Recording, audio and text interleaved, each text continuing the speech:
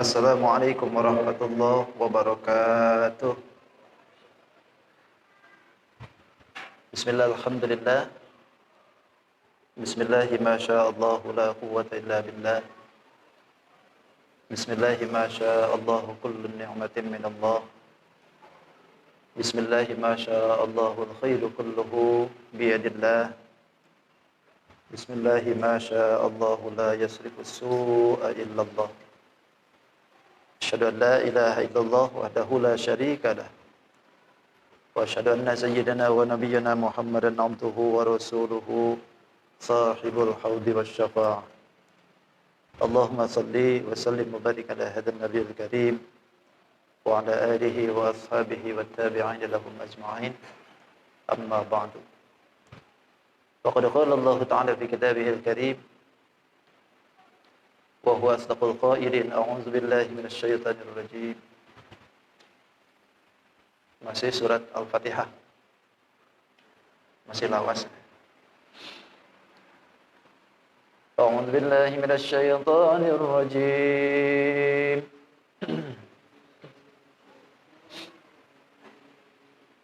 Bismillahirrahmanirrahim.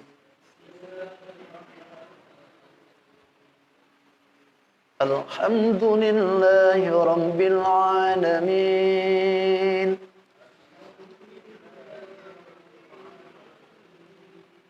Ar-Rahmanir Rahim. Maliki yaumiddin.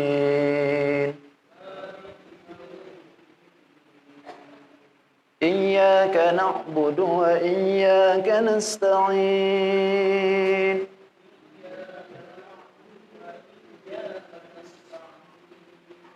Ihdinas siratal mustaqim. Siratal ladzina an'amta 'alaihim ghairil maghdubi 'alaihim waladdallin.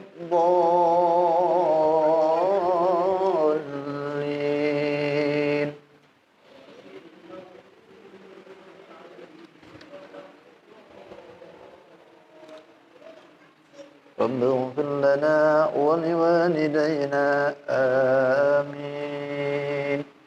Alhamdulillah, segala puji milik Allah Subhanahu wa taala. Kembali Allah takdirkan kita untuk bisa melanjutkan aktivitas ibadah guna melaksanakan salat maghrib dengan berjamaah. Salawat dan salam tidak hentinya semoga dibaruahkan kepada junjungan kita Sayyidul Mustafa wal Murtada, Nabi besar Muhammadin sallallahu alaihi wasallam. Tidak lupa pada keluarganya, sahabat, tabi'in, tabi'at sampai kepada kita. Yang mudahan kita pun khususnya yang berkumpul di tempat ini nanti di yaumil qiyamah senantiasa diaku sebagai umatnya. Amin. Amin ya rabbal alamin. Hadirin wal hadirat rahimakumullah. Kita sudah pembahasan ayat berapa kemarin? Ar-Rahman Ar-Rahim ya. Baru itu ya. Masih mengenai pembahasan surat Al-Fatihah, baru sampai surat Ar-Rahman Ar-Rahim. Sebagaimana kemarin sudah disebutkan bahwasanya Ar-Rahman Ar-Rahim didatangkan setelah Rabbil Alamin. Ini tidak lain adalah menunjukkan bahwa Allah memberikan kesemangatan kembali itu. Ketika tadi disebutkan Rabbil Alamin yang menguasai seluruh alam, kan itu kan seolah-olah kita nih takut dengan itu. Setelah ketakutan itu ada, lalu Allah datangkan Ar-Rahman Ar-Rahim untuk kembali bersemangat. Setelah diancam, lalu diberikan lagi kesemangatan gitu.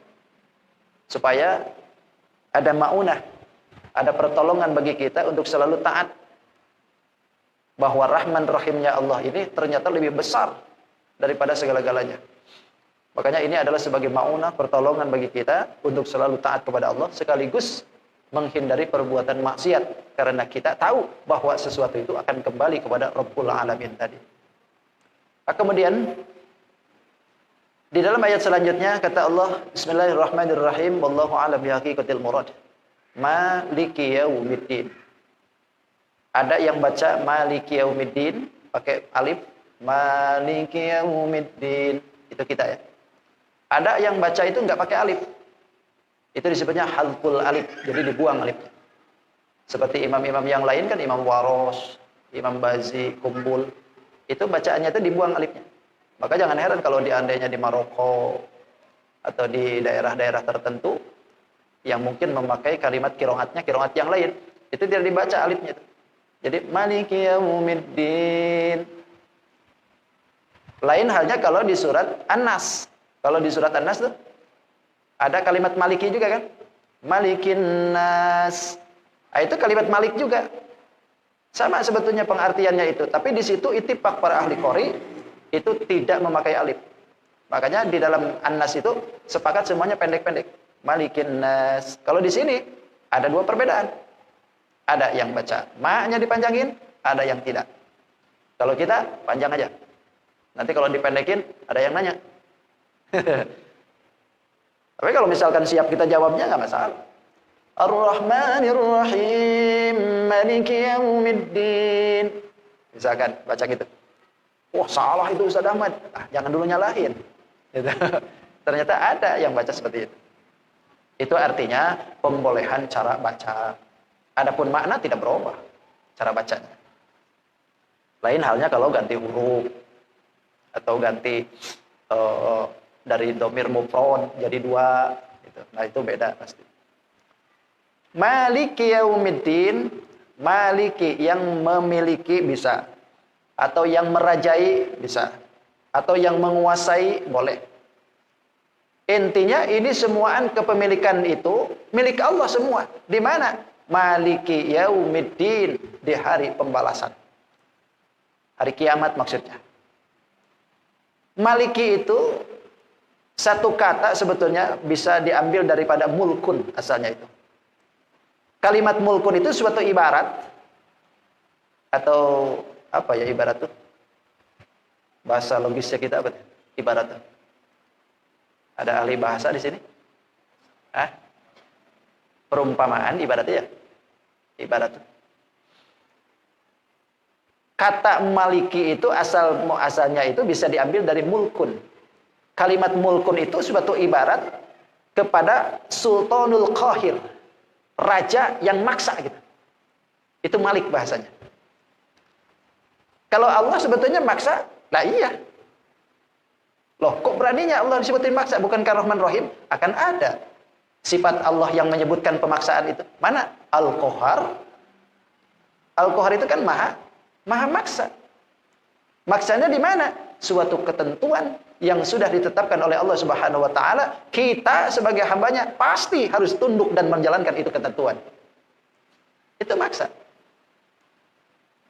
Bapak hari ini harus diberikan oleh Allah bala, mau tidak mau. Hari ini keluar dari sini masuk parit, ya udah masuk parit gitu. Masih mending ketentuannya seperti itu. Gitu. Nah, itu bagian paksa gitu. Al-Qahar itu. Jadi kalimat sultan itu seperti itu. Suatu ibarat yang memang raja yang selalu maksa. Itu mulkun disebutnya. Makanya di hari kiamat itu tidak ada lagi raja di yaumil kiamat kecuali Allah. Makanya dikhususkan kalimat malik disebut oleh Allah Subhanahu wa taala sebagai yaumil jaza. Yaumiddin itu adalah hari pembalasan. Din itu yang dimaksud adalah kiamat. Disebutkan di situ Allah Subhanahu wa taala Maliki yaumiddin. Kenapa? Karena tidak lagi ada kekuasaan yang dohir di yaumil kiamah kecuali Allah Subhanahu wa taala. Makanya di dalam ayat lain Allah menyebutkan limanil mulkul yaum. Siapakah kepemilikan kerajaan hari ini? Kata Allah. Lillah, semuanya milik Allah. Di mana itu? Yaumil kiamah maksudnya.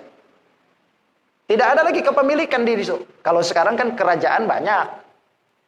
Kalau kepemilikan raja-raja dunia, dohir banyak. Karena banyaknya manusia, maka hasillah suatu sifat kerajaan. Apalagi di kita di Indonesia ya.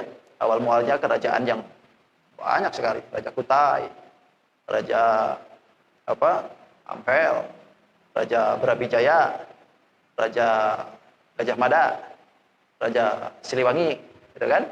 Semuanya raja-raja. Kalau di akhirat, di yaumil qiyamah, nggak ada lagi raja. Makanya Allah tanya, limanil mulku lillahil. Di hari ini, di hari kiamat, adakah yang mempunyai kerajaan lagi? Tidak ada, semuanya milik Allah. Semuanya milik Allah. Ini dohiriyahnya saja. Dohiriyahnya saja, sekarang ini ada. Karena memang banyaknya makhluk, akhirnya bisa menetapkan seperti itu. Tapi kalau di akhirat nggak bisa lagi. Makanya kalau seandainya kita lihat seperti ini, kerajaan yang ada sekarang pun, ketika sudah diberikan oleh Allah Subhanahu Wa Taala ini raja, maka di yaumil qiyamah itu raja, nggak bisa jadi lagi raja lagi. Semua ndawu, oh ini raja, harus masuk surga. Nggak bisa. Pokoknya di situ semuaan lakum dinukum waliyadi. In kana khairan fa khairun wa in kana syarran fa syarrun. Apa yang dibawanya kebaikan dibalas kebaikan, apa yang dibawanya dari kejelekan dibalas pasti dengan kejelekan. Itulah pentingnya yaumil jaza. Pentingnya diadakan maliki yaumiddin, kerajaan di hari pembalasan. Kenapa Allah adain seperti ini di yaumil pembalasan itu? Karena memang Allah Subhanahu Wa Taala mau menunjukkan keadilan Allah.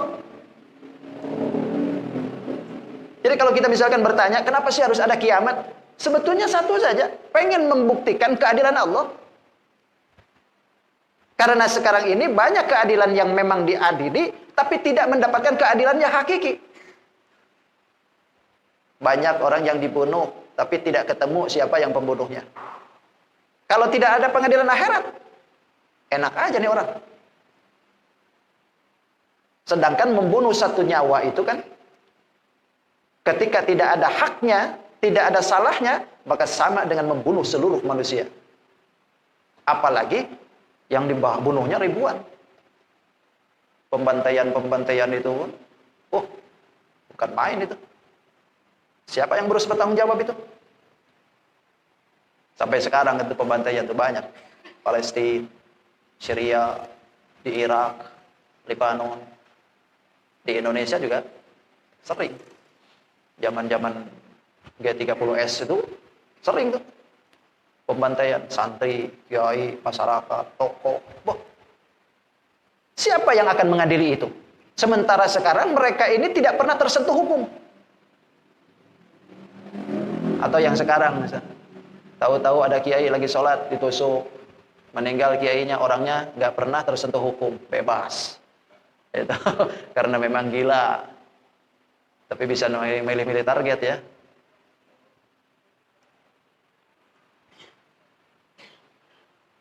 Karena memang tidak ada pengadilan khusus kalau orang gila. Orang gila mau bunuh berapa orang aja ya nggak ada pengadilan.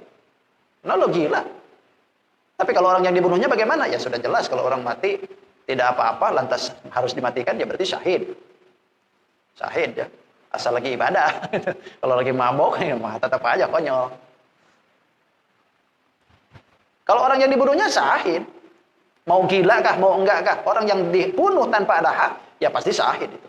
Asal dia muslim, beriman, lagi ibadah, apalagi lagi mencari nafkah barangkali itu. Itu semua syahid. Nah kalau seandainya orang ini ternyata tidak waras, ya berarti bebas hukum. Dunia akhirat bebas, memang tidak waras.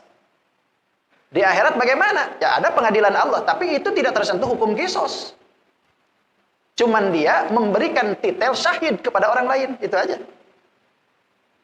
Tapi kalau ternyata orang ini waras, tidak tersentuh hukum lantaran dia ini diakuinya sebagai orang yang tidak waras. Boleh di dunia bisa bebas, tapi di akhirat. Di akhirat nggak bisa bebas. Makanya disinilah Allah mau menjalankan keadilannya. Itu dari segi yang tragis. Bagaimana dengan segi yang manis-manisnya? Sama.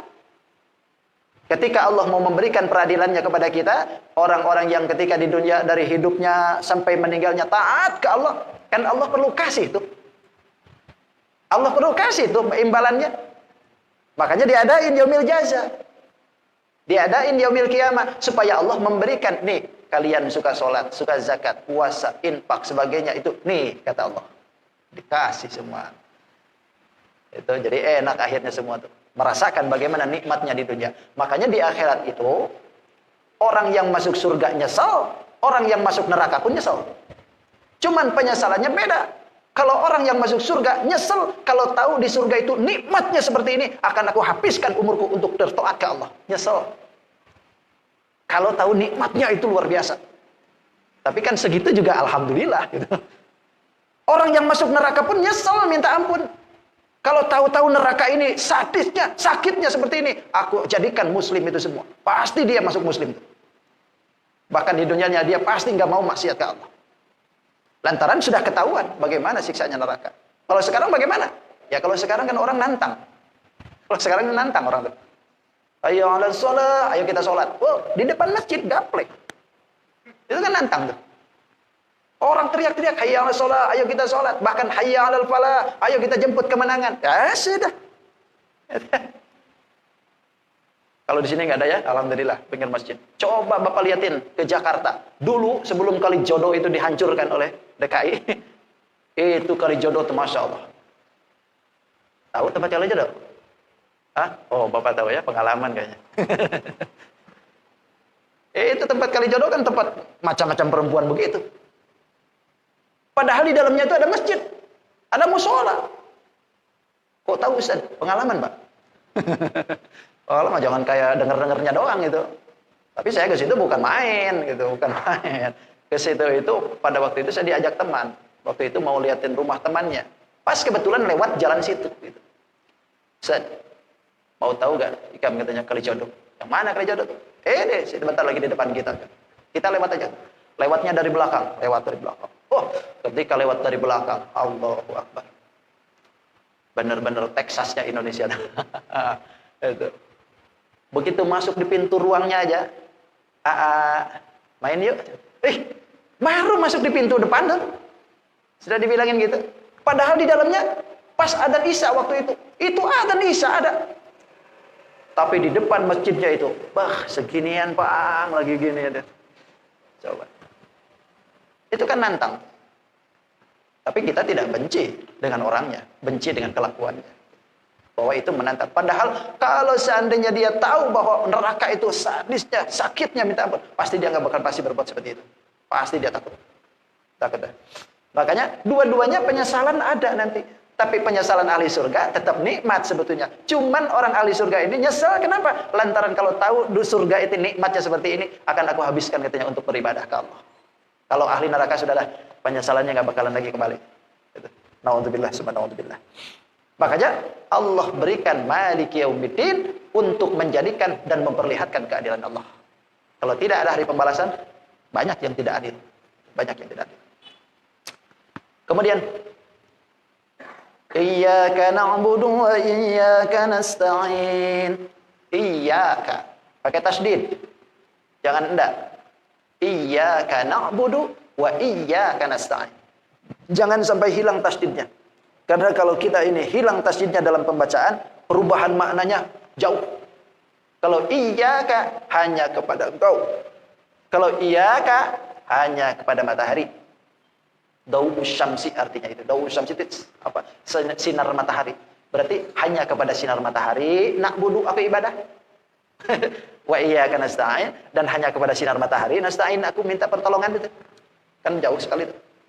Makanya iyyaka hanya kepada engkau. Kaf hitam. Siapa yang dimaksud? Allah. Hanya kepada Allah lah na'budu aku ibadah. Wa iyyaka, dan hanya kepada engkau ya Allah nasta'in aku minta pertolongan. Coba kita lihat. Allah Subhanahu wa taala memberitahukan kepada kita lewat ayat ini suruh berpikir. Kenapa Allah sebutin iyyaka na'budu? Didahulukan lafaz na'budu wa iyyaka nasta'in, sedangkan nasta'in kedua. Kenapa tidak iyyaka nasta'in wa iyyaka na'budun? Ternyata rahasianya itu pertama, Allah mau memberikan kepada kita ini satu hal yang memang harus kita ingati bersama. Harus kita pikirkan bersama. Bahwa ibadah itu akan menjadikan wasilah buat kita, pelantaraan untuk menghasilkan segala yang diinginkan oleh kita. Apa itu? Nasta'in tadi. Kan nasta'in itu minta pertolongan. Kita minta tolong usaha supaya lancar. Kita minta tolong minta selamat. Tapi na'budu nggak ada. Nggak mungkin bisa hasil pertolongan itu kalau tidak pernah na'budu. Itu. Makanya kita ini disuruh na'budu dulu ke Allah. Setelah kita nanti na'budu, Allah percis, pasti itu akan menolong kita, nasta'in. Jadi kalau ada orang misalkan na'budu terus minta tolong ataupun tidak, pasti nasta'in tuh. Orang sibuk dengan ibadah, tidak pernah sekalipun terbesit dalam hatinya minta apa gitu. Sibuk aja pokoknya lillah.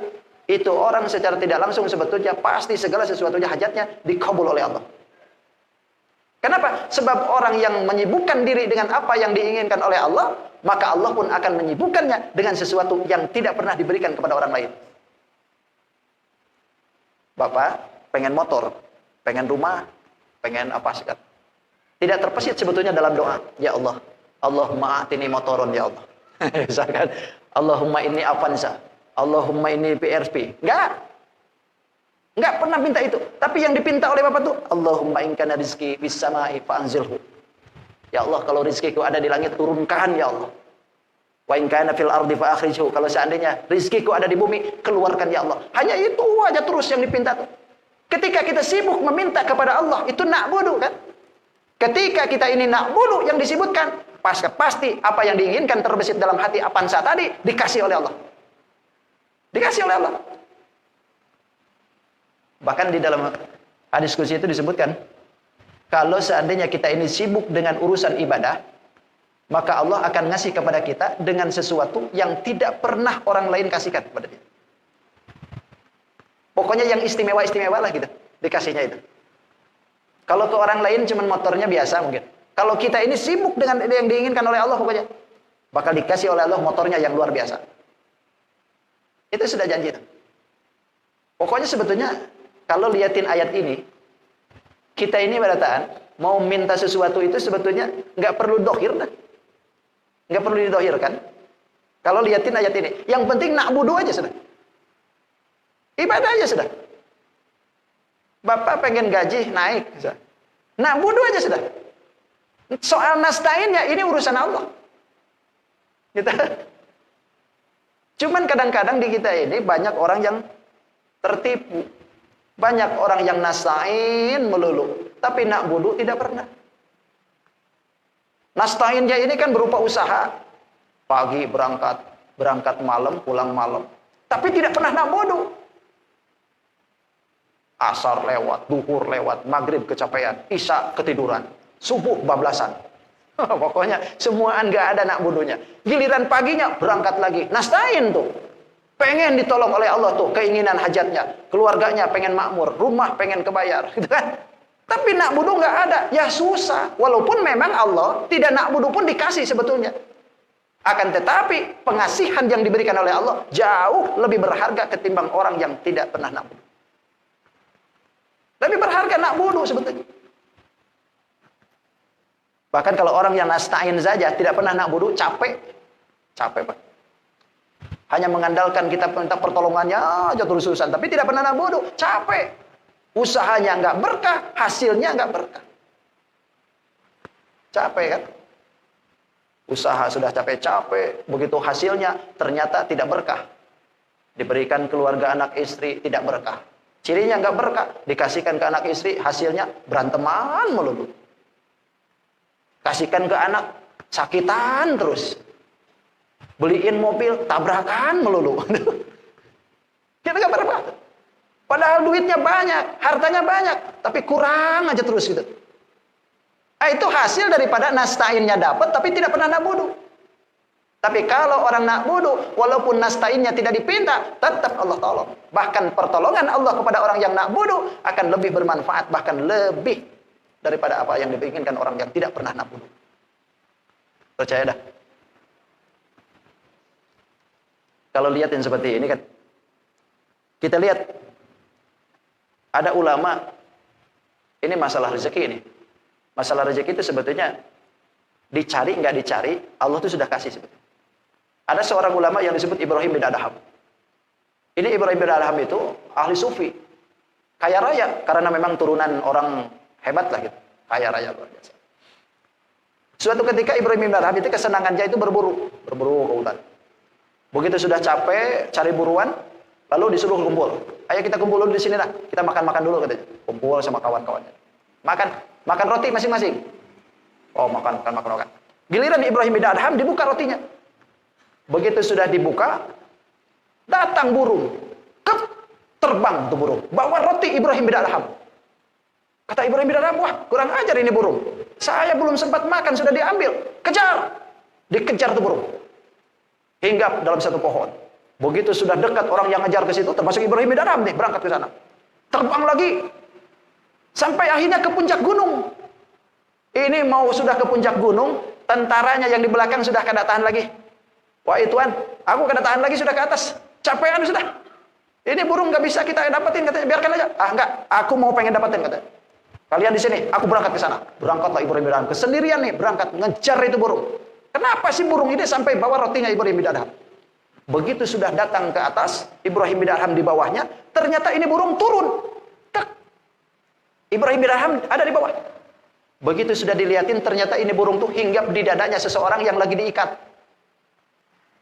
Ini burung dengan cekatan, dipatuknya tuh roti, tuh masukin ke mulutnya, masukin.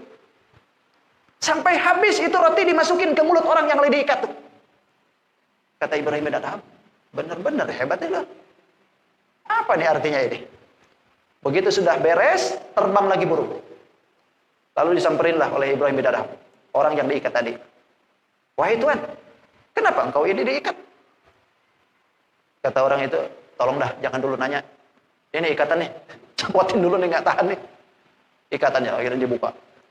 Begitu sudah begitu ditanya, kenapa engkau di sini lagi diikat? Aku ini seorang pedagang dari negeri sana. Habis jualanku beres, semua kafilaku ternyata dibegal. Semuaan kawan-kawanku itu dibuang, termasuk aku dibuang ke sini. Diikat. Sudah berapa lama? 2 minggu mungkin ada di sini. 2 minggu, ya. Lalu engkau makan bagaimana? Makan saya itu tiap hari ya burung itu. Jadi ketika sore dia datang bawa roti. Aku disuapinnya. Ketika pagi pun juga begitu. Dia datang lagi bawa roti. Setiap hari aku disuapin roti dengan burung itu katanya.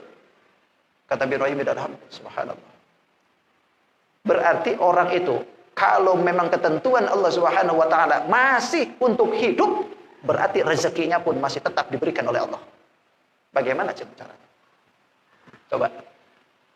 Makanya belajar daripada kejadian itu, Ibrahim bin Adham langsung pulang ke rumahnya. Semua yang dia miliki itu dikasihkan semua. Sampai pada akhirnya hidupnya tidak punya apa-apa. Padahal kaya raya.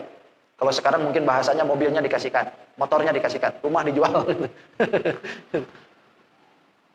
Sampai itu berangkat ke Baitul Maqdis Ibrahim bin Adham. Kenapa? Karena Ibrahim bin Adham mau menjadikan fokus nak buduk saja.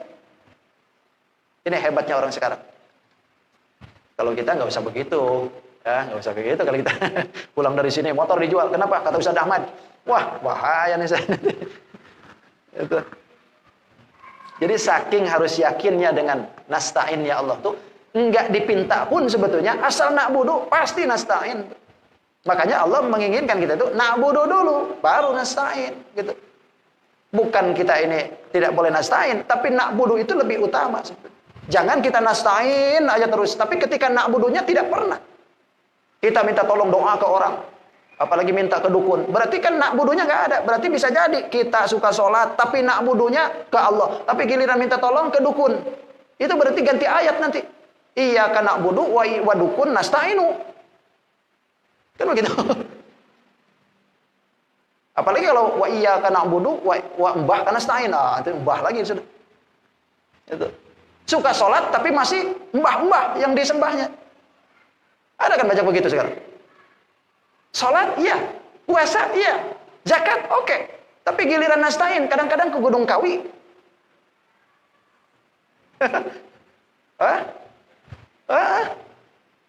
Ada yang begitu di sini. Ada, insya Allah. Jauh baik. Itu. Padahal nak budunya, rajin merasa. Ada tuh yang begitu. Bahkan konon nih. Tapi saya sendiri gak tahu percaya apa enggak gitu. Di satu kampung itu, di sana itu, ada orang kaya raya tuh. Bikin masjid. Pokoknya karyawannya tuh hajian, umrohan. Tapi tersebar selinting kabar, ternyata hasil daripada kekayaan itu, hasil daripada gunung yang ada di Jawa. Yang dimatiinnya ibunya. Kan aneh tuh. Padahal nak bodoh tuh. Tapi nasta'in ke orang lain, ini bahaya juga. Jadi tetap dua-duanya pun harus sejalan. Nak bodohnya ke Allah, nasta'innya pun ke Allah. Gitu. Jadi harus sejalan dua-duanya. Makanya Allah menginginkan rentaian ini harus berlaku di kita. Iyyaka na'budu wa iyyaka nasta'in. Masih ada waktu? Sedikit lagi. Sedikit lagi. Bisanya panjang.